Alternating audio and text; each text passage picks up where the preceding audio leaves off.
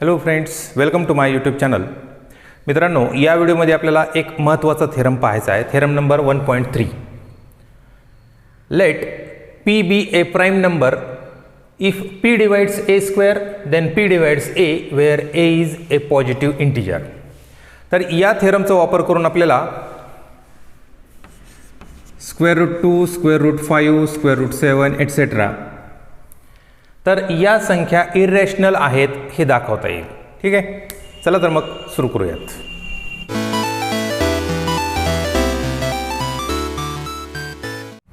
Proof.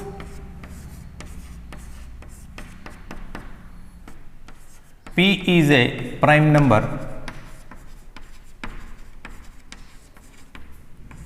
and a is a positive integer. Let prime factorization of a is p1 into p2 into p3 dash dash dash into pn, where p1 p2 p3 are prime numbers. Therefore, बघा लक्षात घ्या, p काय आहे, एक prime number आहे. ठीक आहे, आणि a हा काय आहे, पॉझिटिव्ह इंटिजर आहे. मग तो कॉम्पोजिट असेल, प्राइम असेल किंवा एक असेल. मग ह्या a चे प्राइम फॅक्टर्स हे घेतलेले आहेत. तर यामध्ये p1 p2 p3 pn हे काय आहेत, हे प्राइम फॅक्टर्स आहेत.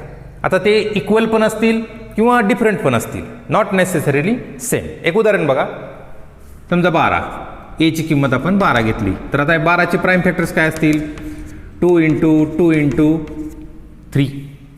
म्हणजे बघा, इथं हा p1 असेल, हा p2 असेल, हा p3 असेल. म्हणजे याच्यामध्ये हे दोन फॅक्टर्स आहेत ते सेम असतील. त्याप्रमाणे याचे हे जे काही फॅक्टर्स आहेत ना, तर त्यातले काही सेम पण असतील, काही वेगळे पण असतील. Where p1 p2 p3 dash dash pn are primes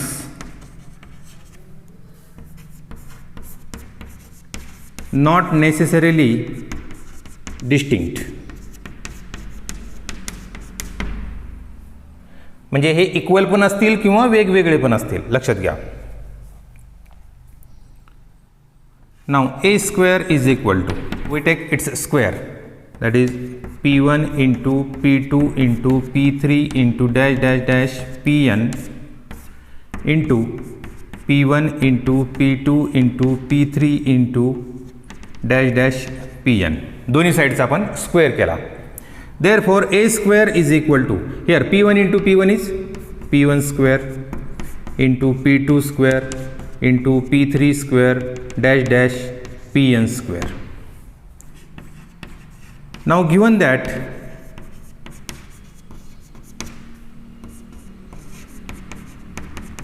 p divides a square, आपल्याला असं सांगितलंय की p ने a स्क्वेअरला भाग जातो.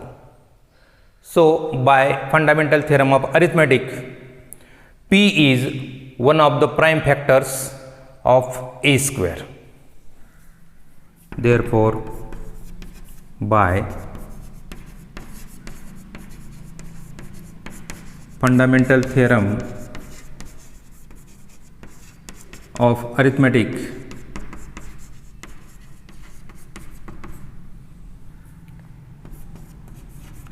p is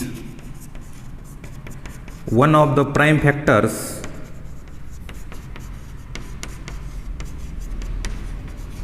of a square. ठीक आहे, इथं आपण एक उदाहरण घेऊ म्हणजे तुमच्या लक्षात येईल. हे बघा, p is suppose 5 and a square is suppose 10 square. 10 square is 100. We know that 5 divides 100. Therefore 5 is a prime factor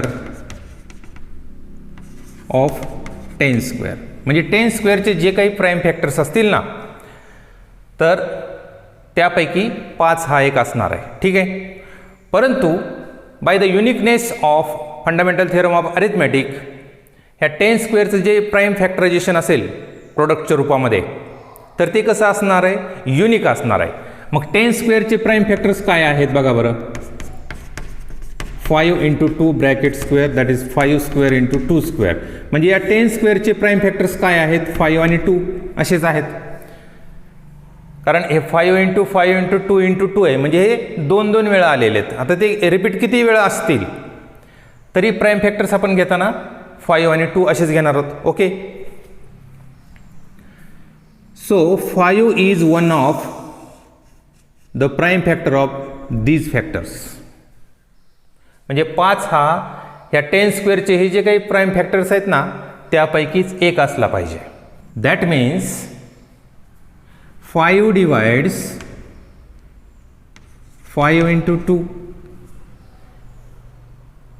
but 5 into 2 is 10.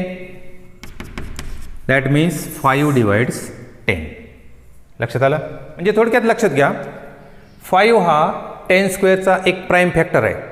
5 हा 10 स्क्वेअरचा प्राईम फॅक्टर आहे आणि 10 स्क्वेअरचे प्राईम फॅक्टर्स 5 आणि 2 आहेत. आणि युनिकनेस काय सांगतो की हे जे एक्सप्रेशन आहे, हे जे प्राईम फॅक्टरचे आपण प्रोडक्ट घेतलेले आहेत ते कसे आहेत, युनिक आहेत. म्हणजे ह्याच्या व्यतिरिक्त अजून दुसरे नाहीत. So 5 is one of the prime factors of 10 square. So 5 divides 5 into 2 that is 10.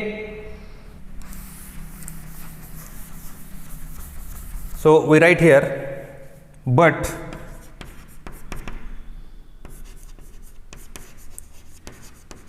by the uniqueness of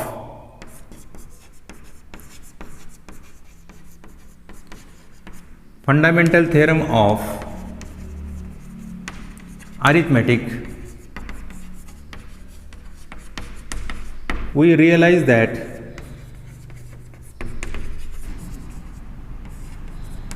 the only prime factors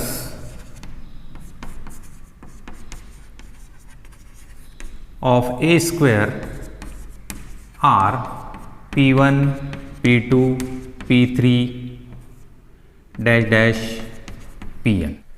बघा लक्षात घ्या, p हा a स्क्वेअरच्या प्राईम फॅक्टर्सपैकी एक फॅक्टर आहे. ओके. परंतु a स्क्वेअरचे प्राईम फॅक्टर्स हे आहेत, परंतु युनिकनेस पार्ट काय सांगतो की हे जे प्राईम फॅक्टर्स आहेत ते युनिक आहेत. म्हणजे याचा अर्थ p हा या p1, p2, p3 up to pn पैकीच एक असला पाहिजे. म्हणजे p हा p1 पण असू शकतो किंवा p2 पण असू शकतो किंवा p3 अप टू pn. तर यापैकी कुठलाही एक फॅक्टर हा p असणार आहे. Okay. So p is one of p1, p2, p3 dash dash up to pn. Therefore, p divides p1 into p2 into p3 into dash dash up to pn. कारण यापैकीच p आहे, त्यामुळे यांचा जर आपण गुणाकार घेतला तर त्या गुणाकार करून आलेल्या संख्येला निश्चितपणे p ने भाग जाणार आहे. एक उदाहरण बघा, समजा 2, 3, 5, 7 हे काही प्राईम फॅक्टर्स घेतलेत. म्हणजे इथं समजा p1, p2, p3, p4 असं आहे आणि यापैकीच एक प्राईम फॅक्टर आपण घेऊयात 3. मग या चौघांचा गुणाकार करून जी संख्या येईल त्या संख्येला निश्चितपणे 3 ने भाग जाणार आहे. म्हणजे 7 5 35, 35 जुनी 70, 70 गुणिले 3 210. म्हणजे या 210ला निश्चितपणे 3 ने भाग जाणार आहे. म्हणजे दिलेल्या प्राईम फॅक्टरपैकीच एक प्राईम फॅक्टर असेल तर त्या प्राईम फॅक्टरने त्या सर्व प्राईम फॅक्टरच्या गुणाकाराला निश्चितपणे भाग जातो. तर p हा यापैकीच एक प्राईम फॅक्टर आहे, त्यामुळे p ने या सर्वांच्या गुणाकाराला भाग जातो. So p divides p1 into p2 into p3 dash dash up to pn. Therefore p divides, आता p1, p2, p3 into pn काय आहे, a. Therefore P divides A, hence the proof. लक्षात आलं? मित्रांनो, जर तुम्ही अजून माझा हा चॅनल सबस्क्राईब केला नसेल तर लगेच सबस्क्राईब करून घ्या आणि हा व्हिडिओ तुम्हाला आवडला असेल तर जरूर लाईक आणि शेअर करा. थँक्यू.